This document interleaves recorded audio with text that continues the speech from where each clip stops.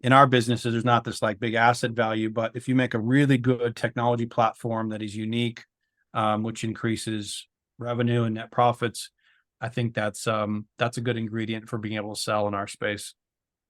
I mean, I think that's really like the power in it too, man. Like if you're able to, kind of we'll say juice your business in a different way, or, bring on interesting technology, whatever it is, if you're going to get a 5X, now you go to a 10X on a sale.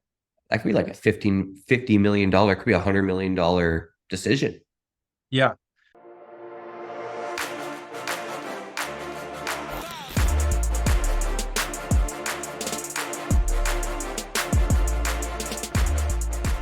All right, guys, we're here for another wonderful podcast. We have the wonderful Chris Diego. Sorry, man. And we got the wonderful Tyler Devin. Dude, I screw up names constantly. It's like a regular podcast always starts with me screwing up a name, especially a simple one. If it's really hard, Gabe's going to nail it. But if it's Smith, he's going to call you Smythe. I wonder if I've offended anybody yet. Hopefully. You have to offend something at least once a week. That's true. Yeah. If you're not breaking stuff, then you're not getting anything accomplished, Yeah. So this one's going to be interesting. I don't know much about what Chris does and Tyler does, and this is kind of more in Tyler's wheelhouse because he is right where Chris was, I guess. I'm trying to get to where Chris has been. So I thought this would be fun for everyone. Chris is a guy that I personally turn to for a lot of stuff. If you guys don't know Chris, that's because he left our affiliate world for a long time. He Smart man. Snuck his way back in. I told him, I'm like, don't worry, shit's different now. We're all a little bit more mature. There's some level of truth to that, but really I just wanted him back. Until he goes and sees ACA ads and everything else that's running right now, I'd be like, you guys haven't changed one bit. Right? No, he's email. So what I think is really cool about Chris is he's actually sold to companies in the email space specifically. Would you be comfortable mentioning the EBITDAs you got or the multiples on EBITDA you got? Yeah, for sure. Thanks guys for having me on. First of all, I appreciate it. My name's Chris Diego, and yeah, I've done entrepreneurship kind of my whole life just for fun. My first company actually was a window washing company. So we reached way back into the days.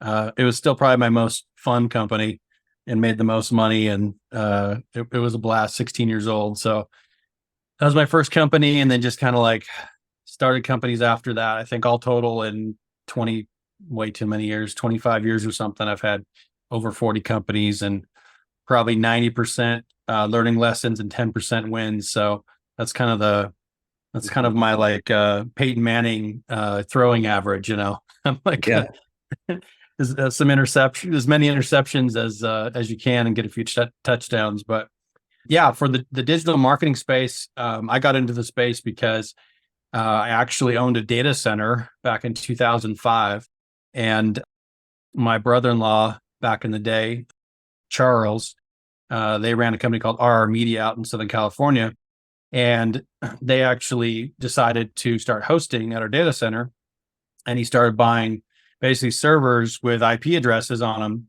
And he was paying like, most of our clients were like a few $100s a month. He was paying like $2,000 for a Class C and a server, right? And so I'm like, all right, you're paying way too much. Something I need to know about. It means you're making a bunch of money off these. So anyhow, we got to spend some time. We used to hang out and, travel together and all that. And he started kind of explaining to me what they were doing. Over time, they ended up with 2 full racks in our data center.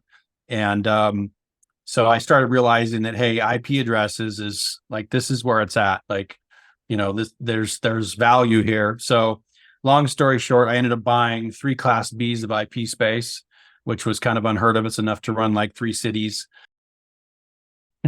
How many IPs is that roughly? It's like 255,000 per Class B. Wow. That's wild. So when you talk about like snowshoe spamming, like, yeah, that's a lot of spam. we were sending, I don't know, at least $500 million a month to Hotmail way back in the day using ranges. So anyhow, it's kind of cool. Yeah, the good old days when I had like one mailer and servers. What software are you using? Please say uh, RoboMail. Power MTA, man. That was we were Okay. yeah, He's upgraded. RoboMail. Dude, old day. I haven't heard RoboMail for forever. That's hilarious. So how I met Tyler, we used to smash some SBC back in the day. So Nice. Yeah, Yeah, yeah, yeah. RoboMail. That's what we mailed was Hotmail and SBC Global, Comcast, Verizon, all nice. those. Love All those those cables. yeah. So that's kind of how I got into space. I mean, this is since the story's fun and we're talking about fun stories. Um, we bought all those IP addresses from a radio station for like $140,000. And then I sold another unnamed, very large mailer, one of the Class Bs for just under $1 million. Wow, that's amazing. Was the We, radio station like, what do you need these for? no, it was a defunct radio station. Before 1987, you could buy IP addresses and own them because that was before Mhm. ARIN existed, American Registry of Internet Numbers. And so we actually purposely scoured the internet, all the nets looking for ranges that were pre 86. Yeah, or excuse me, pre 87, so 86 and back. And we found this radio station that had went under. We got a hold of the owner. He still owned the company and the IP addresses. And basically to make it even better, I gave him $40,000 down in payments over a year. Oh, wow. That's amazing. So sorry, but what does a radio station need that many IPs for? Well, before like people actually used IPs, they were just taking IPs and giving them to colleges and radio stations. They didn't know what to do with them, right? They were like, Oh, here you go. You can have Yeah. them because the internet was just starting. So, interesting. yeah. So we ended up selling one of them, and then they took the other two Class Bs, and we started our very first company, which was Pulse Marketing out of Beverly Hills, California. And we ran that for years off of those two Class Bs. So that was we would take all the slash 24s and sub them down and the whole deal. So that leads to the story Tyler was saying. So back in the day, this is 2009, we were working for about 6 months to sell our company to Neverblue. If you remember Neverblue, I do. out Victoria, of BC. yeah. Yeah. They were there on the island. So we worked with months and months and months to get that done. And we ended up basically literally like actually the kind of the day of, but we were getting close to the end of it. And we had the FBI show up at my door at 6 a.m. with the full gear. I just wanted to point out the smile that crossed Gabe's face as soon as you said FBI, because he's like, oh God, this story is getting real fucking good now. But also, like, I was just thinking about how the FBI comes in. Like, they, regardless of what your crime is, even if you didn't do a crime, like, they come in like full gear that you're like cartel gonna kill people. Oh yeah, yeah.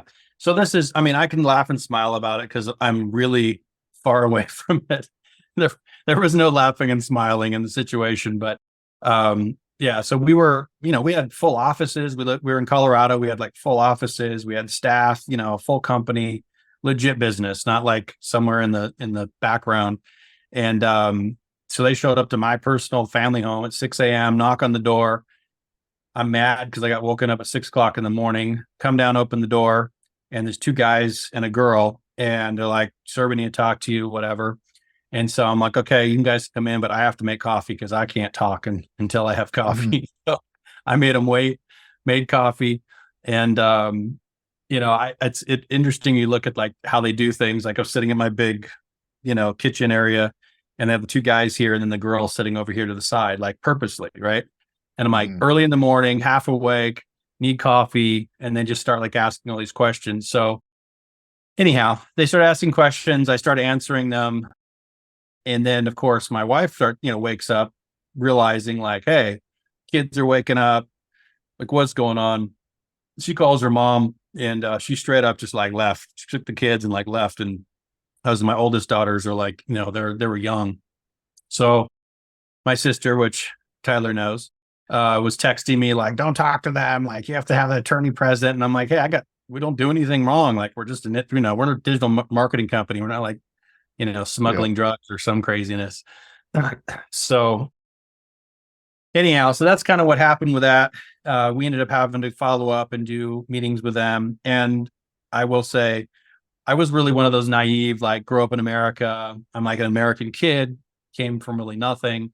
And it definitely dented my head in for a bit. It was very difficult because they don't tell you nothing. They just do what they do, and you got to figure it out. So anyhow, so went through that. That was a whole hoopla. So to make it worse, at that point, I had 12 data centers. I had a full cage in one Wilshire. I had probably, I don't know, 100 servers going. And at the same time, they took all my servers at the exact same time. So they had Yeah. agents in every city that I had data centers, and in 45 minutes, they put me out of business like that. Same Wow. time, What did they think? What did they think you did? well, that's the whole problem with the whole situation was they put my CTO, they held him at, they literally came in at gunpoint to his house, put him and his wife on like the couch at gunpoint, and took his laptop, took his computers, like as if it was this crazy raid. Yeah. But anyhow, when all was said and done, basically they thought that the reason they got there was a guy actually out of Canada that was running, I think, back then it was like acai or green tea or one of those crazy weight loss. I can't remember his name, but he was auto billing people and like never letting him out of the billing. Hmm. And we were running that offer, I don't know, from like AKMG or Hydra or something. And because, as you know, all the links link through all of our servers, we're the ones sending the offers. That's how they got to us in the first place. Then once they got to us, it was like they realized that wasn't us. And then they just started trying to find anything they could, which basically they landed on the fact that our DBA names didn't match the opt out. And they just kind of like try to, the way that works is if they can't find what they came there for, they just kind of go through until they can find something to try to hold on to. But it was Who was definitely, it? what do you say? Who was it? Oh, the actual agents? No, Uh, the guys who were actually. oh, I don't know. Unfortunately, that guy actually heard years later. He actually died, so he's not even doesn't exist anymore. But he was a big deal. I think I know who that is. Yeah, I don't know. He's I think from Vancouver. So anyhow, long story short, that was the morning. So this is what Tyler was asking his question, right? So that's the morning when this happens. And I told my wife, I'm like, I swear, dude, we're gonna have the freaking final deal come through on this sale today. I bet it. I just bet it would happen.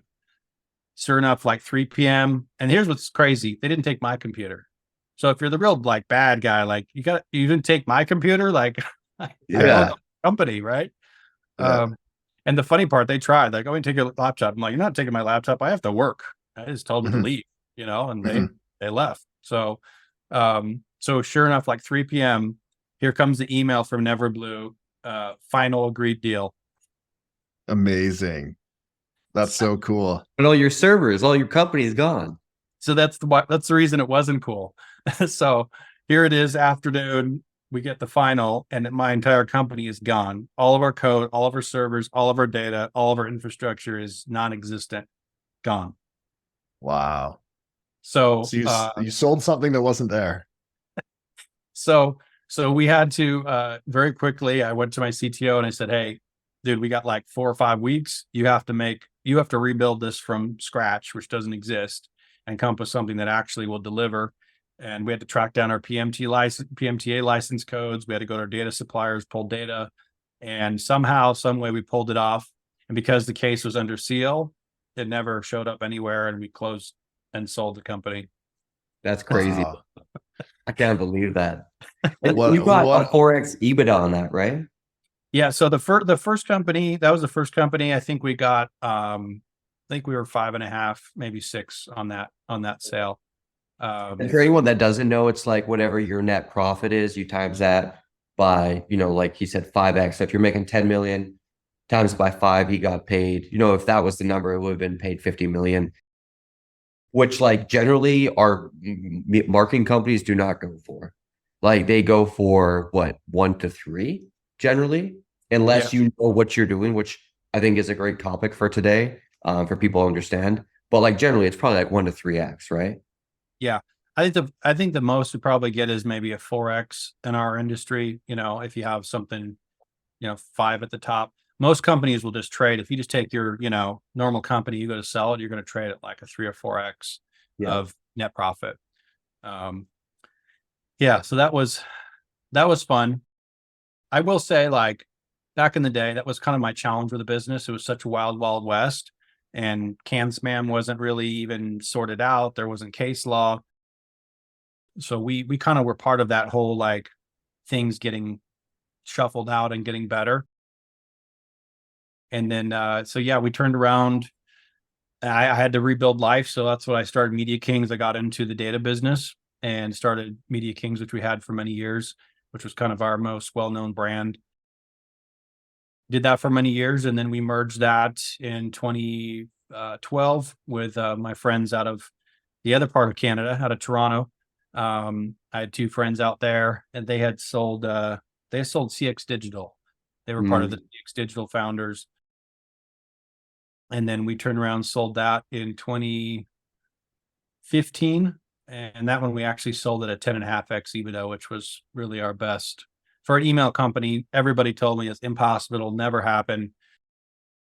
But I think that there's something important to take from this, which is when you look at companies, if you got, everybody's looking to sell or to exit, it's really important. I always think there's three really important keys to it, which is you need to have great people, great technology, and unique technology that is actually something of value, especially in our business, because we're just a big sales. I mean, we're a sales agency, right? We're just moving leads. And then number three, of course, you have to have revenue, right? So you need to have those three components.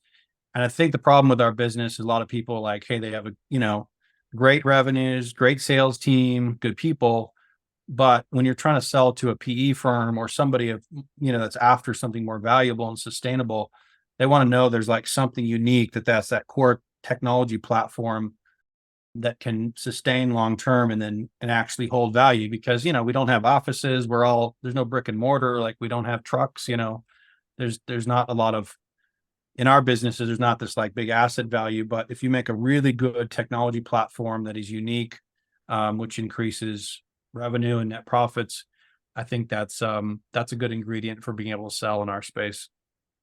I mean, I think that's really like the power in it too, man. Like if you're able to, kind of we'll say juice your business in a different way, or bring on interesting technology, whatever it is, if you're going to get a 5x, now you go to a 10x on a sale.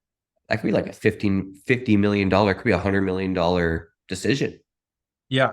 $100 million payday. So it's like, to understand how that stuff goes, like that's kind of what I'm going for right now, is to understand how that works.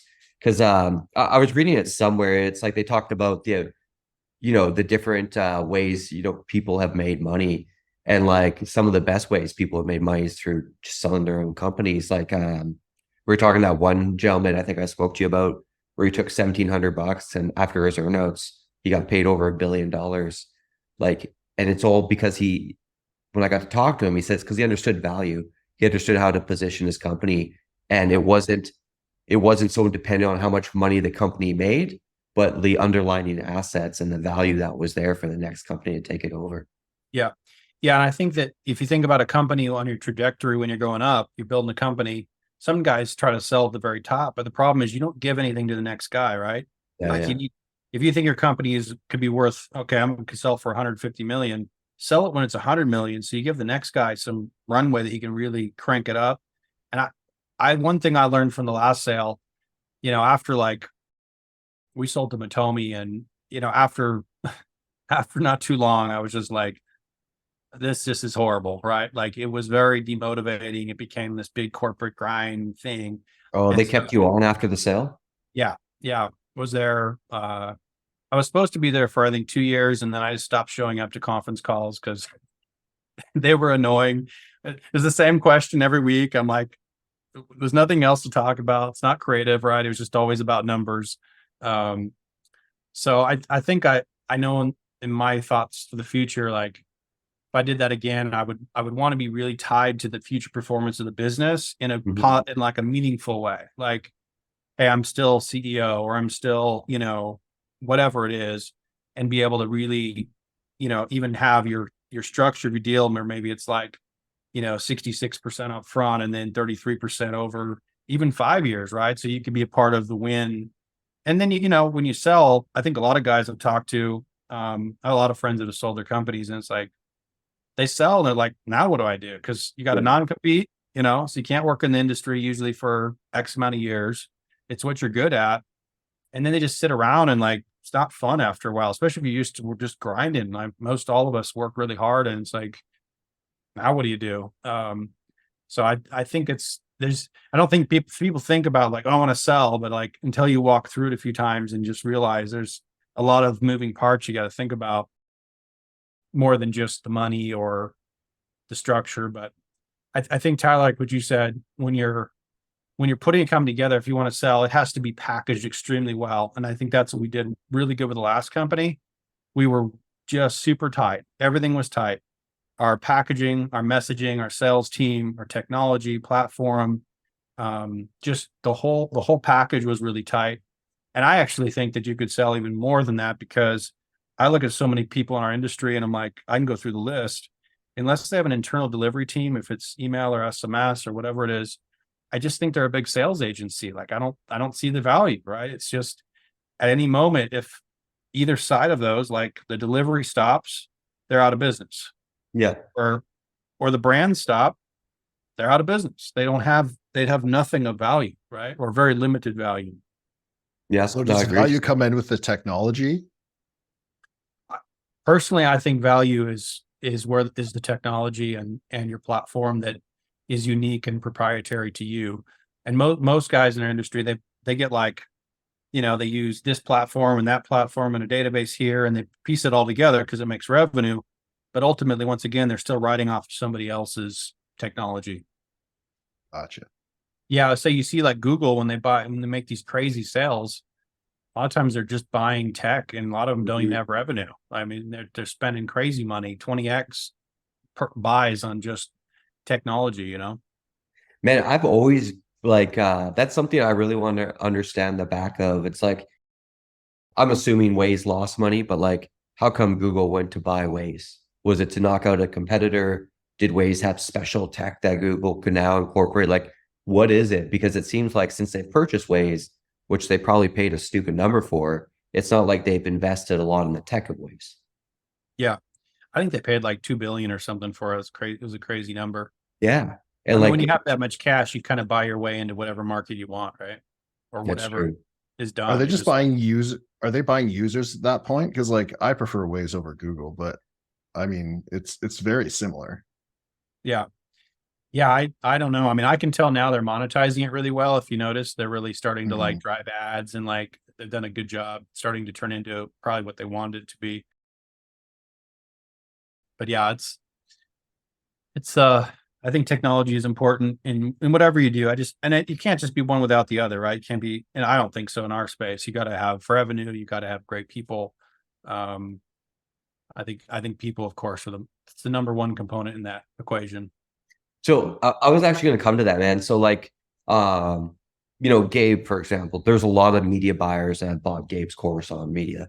And some of them are, and it's really interesting if you ever go to some of Gabe's events that he throws on. Some guys they're just a solo dude figuring it out, working together or trying to work and collaborate. But they're their own shop. They do everything. What they say, the chief, the cook, and the bottle washer or whatever. But they do everything. And it's interesting because you can hear it in the questions they ask that they're a solo team or a team of three. And then there's other guys who are cranking along. Maybe they have, 10, 12 media buyers and they're doing, 50, 60 million a year, but it's a team of media buyers. There's not really like much tech there. So I'm kind of thinking about those guys. Like, what would be kind of your advice to those guys that'd be like, you know what? I know how to make a lot of money, but I actually want to sell for a lot of money. Yeah. How do you help them kind of like at least start bridging the gap to make that happen? Yeah. I mean, I think my just off the cuff advice would be to partner with other people, right? Because there might be other guys in their same industry that have tech they've already built out, or maybe they have something they've already got that's one thing I always felt in our industry, which always made me kind of sad, is I just felt like everybody's disconnected, right? It's like we're always fighting the ESPs, right? We're mailing to Hotmail or Gmail. It's like we're fighting these huge giants, And then we all kind of are in little pods trying to figure out our own little things. And we're not really connected together, right? And everybody kind of keeps their little secrets. And I always thought it was funny because it's like, dude, it's like Tyler. Tyler can tell you everything he does and like go do it. Like it takes a huge amount of effort, money. I can't even do it. Exactly. I mean, so it's like it's a big undertaking. So I think it's important to, like, I would say in that scenario, and find a couple other guys that are good at what you're not good at, and just team up and say, hey, let's join. Let's get 3 of us together. Let's roll ourselves up and sell together. Mm. And that's personally what we sort of built out a new company called Alchemy Media Group, and we've been working on that the last year and a half. And that's really my objective with the company, is to partner with companies, do deals, strategic partnerships, cross stock sharing, like whatever we got to do to get multiple companies together, get us all together, and then sell as a group, because that's how you can come up with getting there faster, smarter, right? If you can join forces, like, hey, you're good at this, great. You're good at this, great.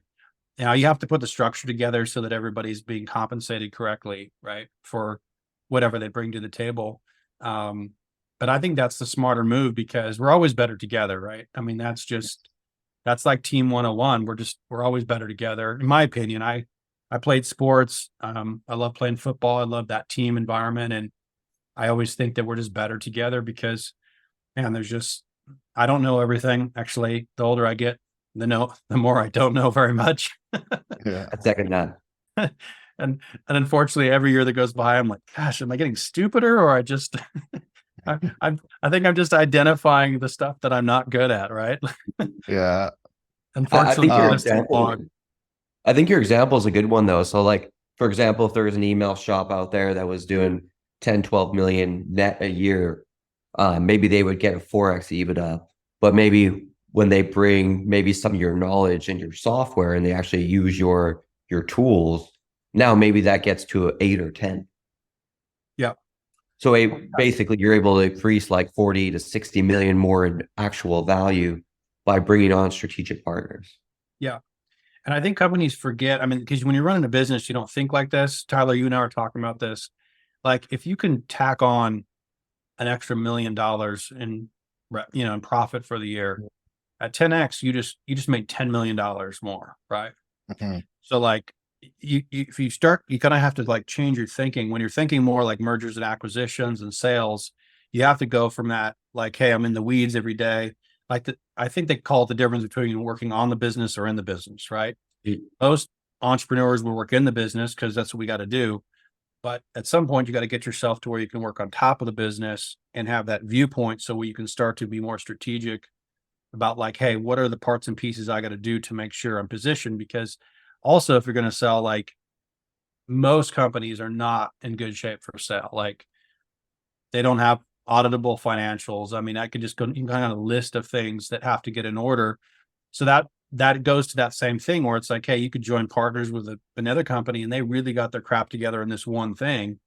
Well, you don't have to do that now. That's ready to go, right? You plug it in to what you're doing. I talked to a guy the other day and he's like, is your guys' software, and he's a mailer, he's like, will your software plug into our system? Like, is it ready to go? And I'm like, well, it's not ready to run your system yet, but hopefully we'll get there soon. But I could tell there's already appetite for, like, hey, we're good at mailing. Like, he's a Yahoo mailer, but he just has really crappy infrastructure, right? Mm-hmm. Mm-hmm. So interesting. I love how like it's like creating value at a whole new level. Because initially it's like, hey, build a business that makes money. That's always the first thing. Can I make some dollars so I don't have to work a crappy job? And then after that, it's like, okay, well, this thing's gained some momentum. How do I grow it? And then I feel like this is, maybe a couple levels above, but it's like, how do I take this money machine that I have that works and makes money every day and make it sustainable, and then make it very attractive for sale and accomplish those two things? Like, I have a local friend who sold like, I think it's 5 companies now in the healthcare space, and he's a fairly young guy.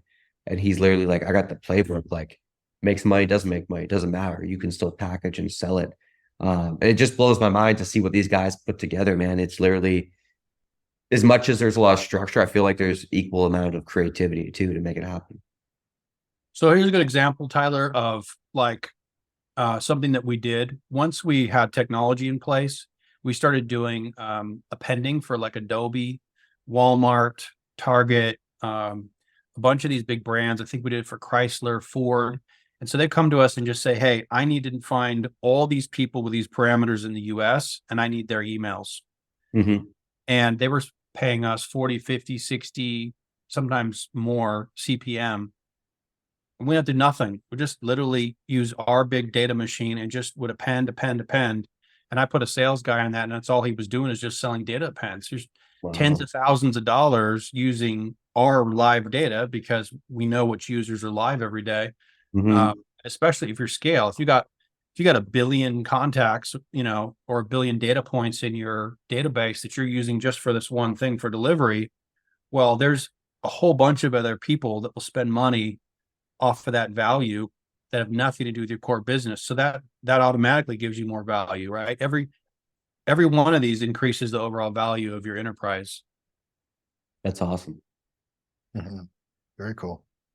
I think as like in the affiliate space, we don't really know the skill set or like the assets that we're sitting on. I think a lot of time we take it for granted because we get so stuck in our little box that like we don't see outside of it and see the opportunities that exist. Yeah. And I think that's that siloed thing, right? Everybody gets in a little, you get kind of myopic on like, hey, this is where I live every day. And it's understandable. Like, how much can you do in a day? Like, you can only do so much. I think that's kind of like, that is my purpose with these events that we do, for our shameless plug now. Yeah. But we do these events. The two of them are called our 24K events. So one in Vegas, one in New York, and then Dallas here. It's called Elevate X Dallas. And that's kind of my purpose with it, is that we really make them these quality events. So our events are no more than 150 people. It's all like entrepreneurs, CEOs, executives, guys that are just really doing something in the business. And they're not just email, they're email, social media, they're data guys. I mean, just kind of the whole gamut in our space. Because I've had so many conversations with people where a real conversation like this, like we're actually getting to talk for like an hour, right? This is like more than we ever talk to anybody in the affiliate space, right? It's or our spouses. Right. Yeah. It's like Skype and text and all these little bits of information, and you miss this part, right? You miss the relationship, the friendship, the laughter, like just the enjoyment of like people, right? And so that's really why we built these events, to be super quality, heavily focused on like, hey, show up, have full conversations, meet people, learn things, figure out like, hey, like I was just thinking, Gabe, I'm like, dude, I can already tell like you know stuff on media buying that I don't know, that I'd love to know more about just from our conversation now. And it's like when you can actually sit together and have these conversations.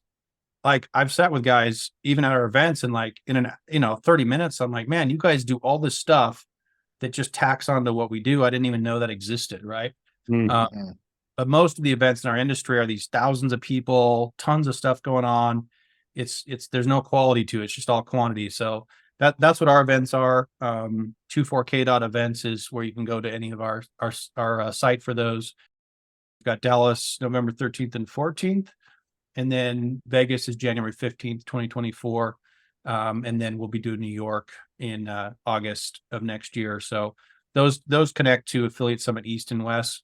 But the Dallas one coming up is right here in beautiful Dallas, Texas, in the Gaylord Resort, which is this huge, massive resort out here, which will be pretty cool. So I mean, I think it's its own city generally, those Gaylord. To your point though, like one thing that has given me, I'll call them like quantum leaps as far as like company growth, has been networking, meeting other guys in the space. And I think about like, and you guys are both nod your heads, right? Because you're like, man, I was at this event and this guy put me on to whatever it was, this idea. Where I know Gabe just came back from his private mastermind event in San Diego, and like him and I called him. I was really excited, like, how'd it go? And he's like, oh, dude, I got so many ideas. And we're chatting about different ways to set up funnels that increases like your ROAS like an extra 30%. And like we were profitable before. Well, imagine when we add an extra 30%. that doubles our profit margin. And Thanks, then Ray. huh? Thanks, Ray. Yeah, that's a shout out to Ray. But like it's times like that where you get these like guys just drop these nuggets that can completely transform your business or like, you know, make you think about things in a different way. And like when we go to events, just for our internal team, our guys know that like every dollar we spend, it needs to be an ROI. So great, we get tables, we do whatever we do, but like all of that should be turned into an ROI because if it doesn't, we failed. But like if you actually network, and networking is one of those things, you get out what you put in, right? So if you're not out there meeting people, it's not going to work for you. But if you're actively trying to like search, like people are open, they're willing to share. And if you're actively networking, I think it's pretty fucking hard to not get a return on the time you spent, the money you spent going to anything, if you try and you're in the room with the right people. So I think it always comes down to that. But like, I know for myself personally, anytime I've gone to networking events, it's just been like massive ROI, you know, data deals, all sorts of stuff, man. It's like, it just becomes one of those things where it's like, it's just no brainer to go to. Yeah. Well, we also have this guy named Tyler Devon speaking. I've heard he's amazing. I don't know how we brushed over that so nonchalantly originally. Like, Guest speaker, geez. man, guest speaker. You're a it'll, guest speaker everywhere, buddy. it'll be I good. know. And he's actually the one that was like, he's like, you need to speak too. And I was like, yeah, but I just said, okay, I'll do it. I'm gonna tell a couple other fun stories at the event probably. So I think there's so much wisdom what you've done, at least for me, because like I look at my next evolution, and it's really learning how to package and sell companies. Because like in my opinion, even trying to do that, you're gonna have a machine that works way better. Even if you don't sell, you have a better working machine, and you're probably gonna have massive strategic advantages because you've just built out more value. yeah. Because Well, you have this, your business will now compete better and you'll make more money. So I feel like the more I invest in learning this skill set, the better off like my companies will essentially be, and the better we'll be able to compete in the marketplace. yeah. The other thing too, people don't realize is that if you can figure it out now, which you don't, we don't know what we don't know, right? So if you can figure out what that is now in your business, when you do go to sell, your position so much better. Because most companies, like even our last one, and we were planning to sell it, but even so, like we had to go back and do full audits. We had KPMG do our entire audits, which that was like $400,000. If we had done the auditing throughout the process, it would have been 20,000 a year, right? But we had to do it in like 60 days, hire really expensive auditors out of Toronto. And then same thing even with legal, like we had to have, I think Blake's was our law firm, that was 400,000. Like, but a lot of those things have been proactive about it in structuring. When most guys don't structure stuff or even know to structure well, like structure it now, figure out what you don't know. Even if you spend money for someone to come in and say, hey, tell me what I don't know and what I need to package right. And it is, to Tyler, to your point, dude, most guys find out like, dude, I got just mess everywhere. Like all these efficiencies, all this structure, it makes my business better today so that, later on it helps me too. But, right now there's value to it. It brings value to what you're doing and makes your business. Most companies, I feel like I learned over time that, like when they make a computer, you got the circuit board with all the little things, right? It connects to this diode and everything has a plan. Mm-hmm. When that circuit board is running, everything runs perfectly and it can never go outside of the design, period. No matter what you do, that's hard coded on the circuit board. And if you think about a company, if you can hard code your structures of everything, and then the more energy and the more things you put through it, they will continue to grow up. Most Mm-hmm. companies, the more they put through it, they bleed out because they don't have set parameters and set structures of what the actual business needs to look like. And that could be sales, marketing, onboarding data, monthly reporting, like whatever it is. You just have to go through and build structure and everything. And then once everything's structured, you can just continue to just push through it and your company will go up instead of just bleeding out. Most Mm-hmm. companies, the more that stress they put on it, it just starts to push out. But if you have that clear structure, clear borders and boundaries, then as you put more into it, the company just rises up. And I see that most of the businesses lack a heavy amount of structure, especially in our industry. It's like the wild, wild west, it's a mature wild, wild west, but it's still crazy. Yeah. Yeah, no doubt. I There's less assume that you, Lamborghinis. I wouldn't say that. They've moved to like, yeah, I don't know, New Urus's, car. other things. Yeah. Um, so I guess when you come into a company or start a company, like, is your initial like thought process is just like, hey, we're gonna build this and sell it, or do you just kind of like dive in and be like, hey, let's get it, let's see where this goes, or is most of your time your intention is to sell down the road? The first one I did, I really didn't have an Yeah. intention to sell it, but that's what happened. The last one was very purposeful to sell. That was my Hmm. purpose. And I think whatever your purpose is with your company, make sure you have a purpose. Like, don't just let it do what it's going to do. Like, hey, I'm going to run it for the next 20 kids and it'd be a legacy business for my kids. Okay, do that, right? Hmm. Or, I'm going to sell it.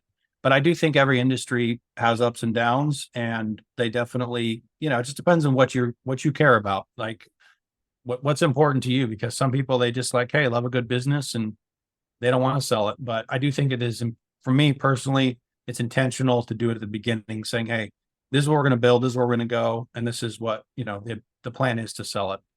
Mhm. For me Cool. personally, that's That's my awesome.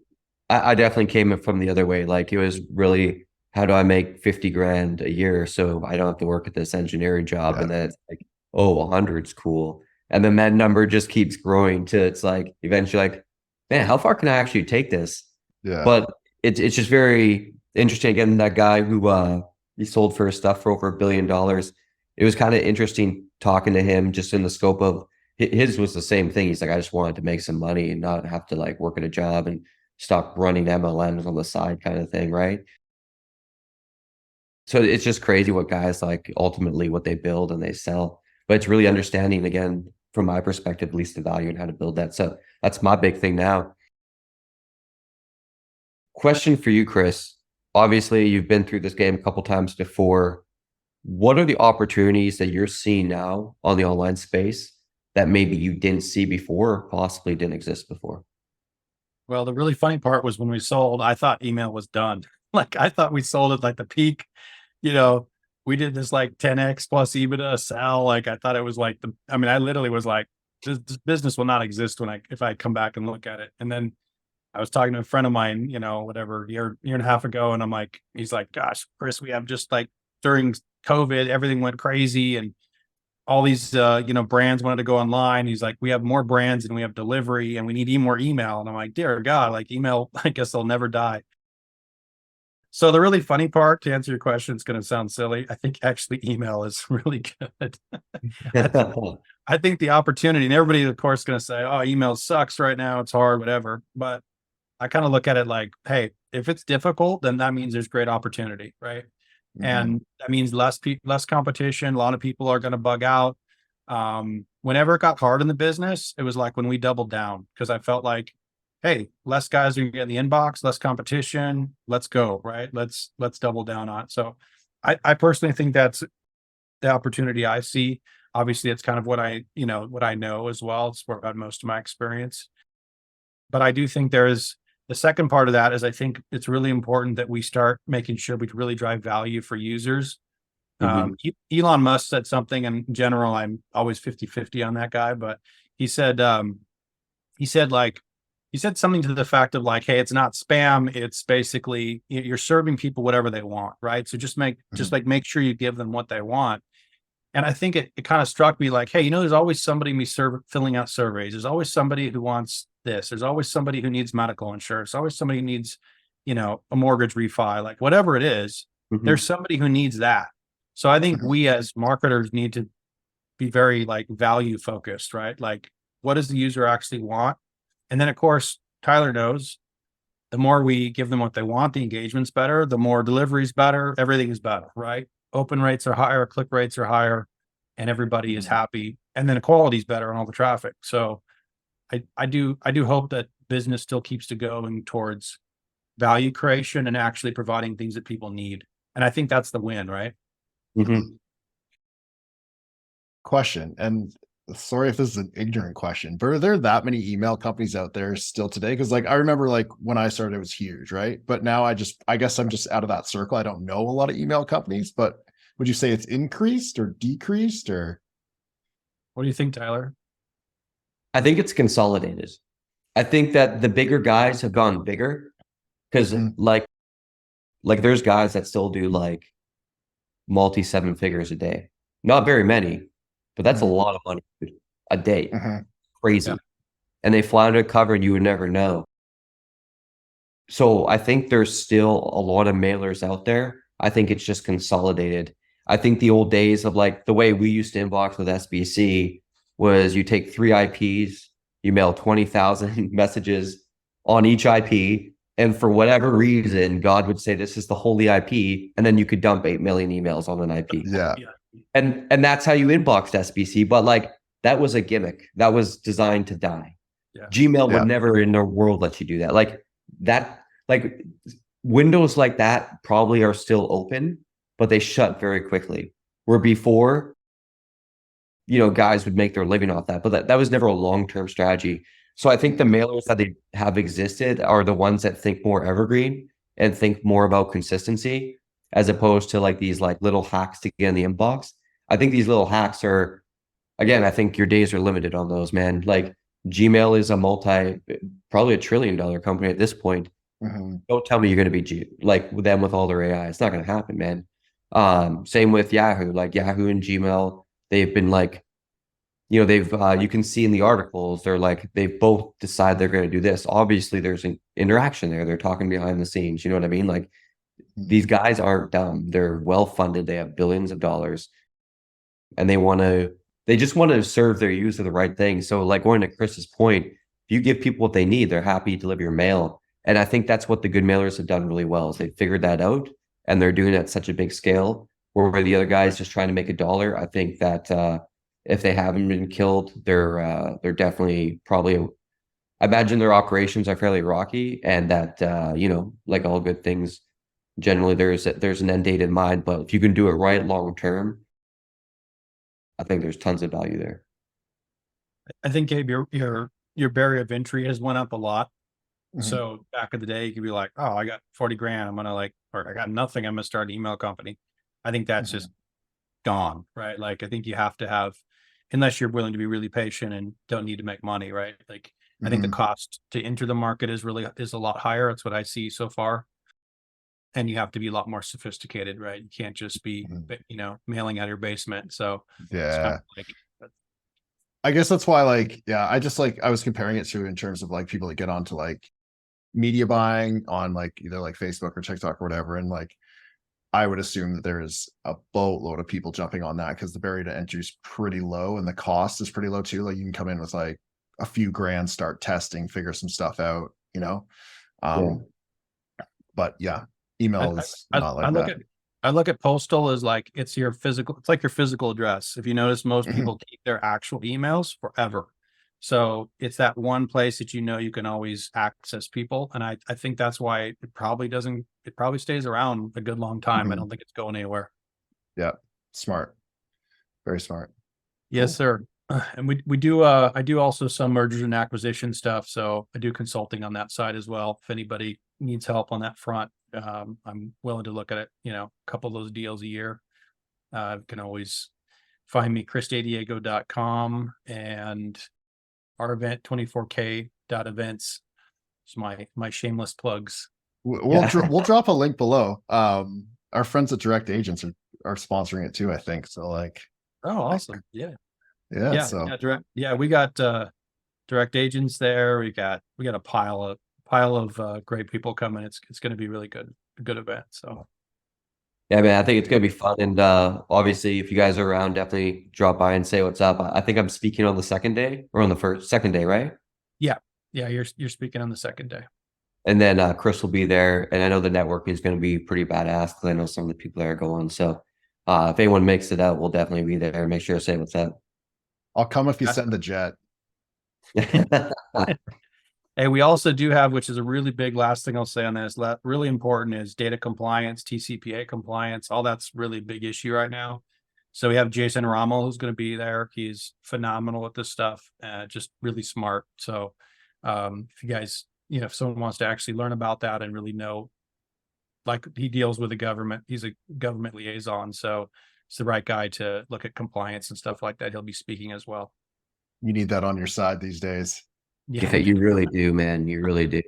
You need to make sure it's going up. There's just, too many guys. Yeah.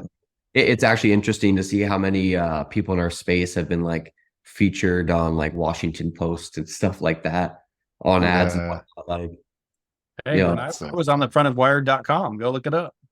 Really? Unfortunately, yes. I'll have to check that out.